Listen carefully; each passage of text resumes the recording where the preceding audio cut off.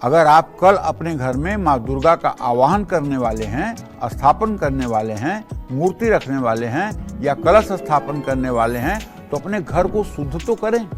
और ये कैसी करनी है ये मैं बताता हूँ। वैसे आप सभी लोग जानते हैं, लेकिन फिर भी मैं बताना चाहता हूँ। गाय का उपला या लकड़ी का कोयला लेकर के गैस पर उसे जलाकर और इस धुएं पर थोड़ा सा गुग्गल डाल करके अपने घर और पूजा घर को शुद्ध करें।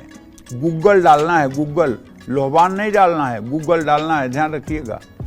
और गंगा जल तांबे के लोटे में डालकर मुख्य द्वार से इसका छिड़काव शुरू करें और पूरे घर में इसका छिड़काव करें।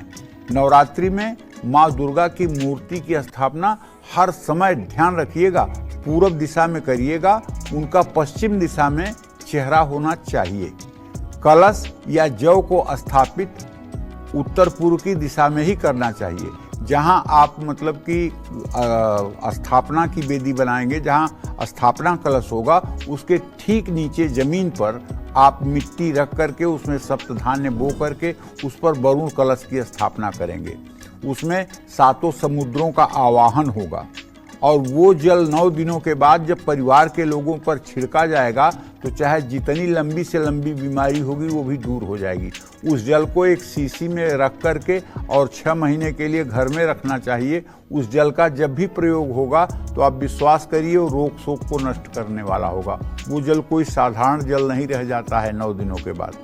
माँ दुर्गा की पूजा के समय हमारा मुख जो है वो पूर्व या उत्तर दिशा में होना चाहिए। माँ दुर्गा की मूर्ति की स्थापना लकड़ी की, आम की लकड़ी की चौकी पर किया जाए, या कोई लकड़ी अगर है और आपको पता नहीं कि आम की लकड़ी है कि नहीं, तो चंदन घिस करके और चंदन का उस पर लेप करके फिर लाल कपड़ा बिछा करके उसको चारों तरफ से कलावे से बांधकर उस पर गौरी तिलक मंडल या सर्वतोभद्र मंडल बना करके उसके ऊपर फिर तांबे का कलश स्थापित करना चाहिए।